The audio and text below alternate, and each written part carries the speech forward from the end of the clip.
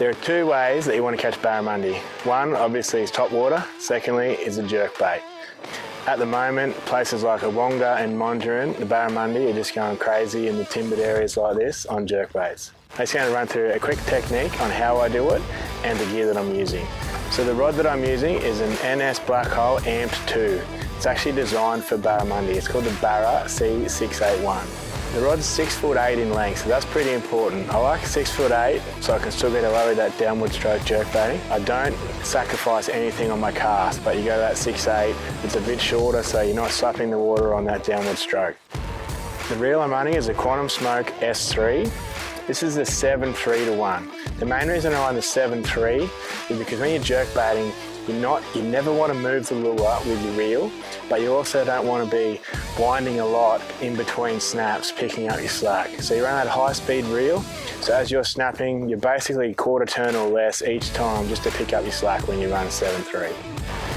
Even though the barra at the moment aren't that big in Monduran and Awoonga, they're still very powerful and very heavy fish, and when you're playing in places like this with them, you need heavy line. So I'm running 50-pound main line and a 60-pound leader, because these things, they're choking the bait, so they're going to rub you off if you go much less. But you're running all through these sticks. You're throwing this jerkbait exactly where they live, pausing it, allowing them to get a run up before you even know they're there. So the line I'm running is the Siglon PE8. I'm running the multicolour line and it has meter markers on it. The main reason I like to use that, not all fish when they take your jerkbait will take off with it, or they may even just boil on it. But when you run the line with the markers on it, you can notice that little tiny tick, little twitch, any little subtlety in your line. You can check whether there's a fish there, or you can just shake it a couple more times just to convince him to eat it. So the leader I'm running is FC100, it's 60 pound. So 60 pound because of the timber and the structure that you're fishing in and the abrasiveness of the jaws of the barramundi. They're really rough, and when they choke these baits, they will rub you off on anything less.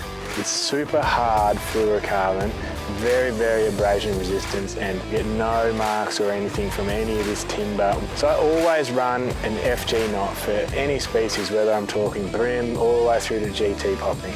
It is the strongest possible knot that you can tie.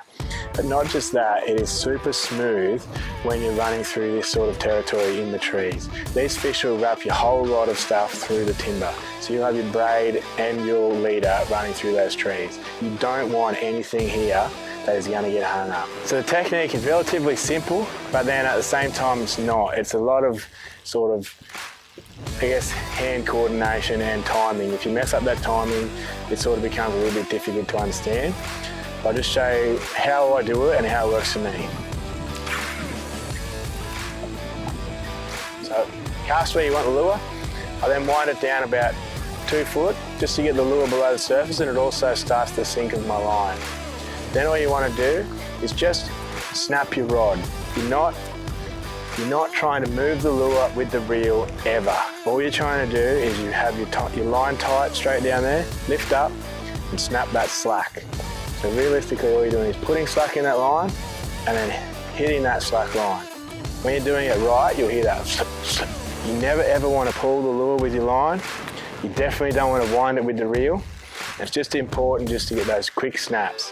So I don't really do too much of a cadence of always 2, always 1.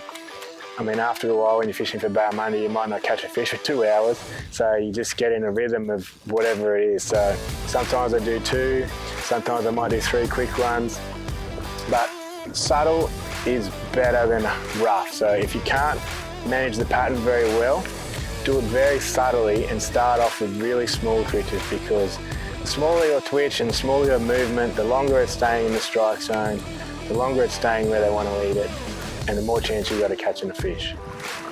Ready to go, mate? There you go. Woo!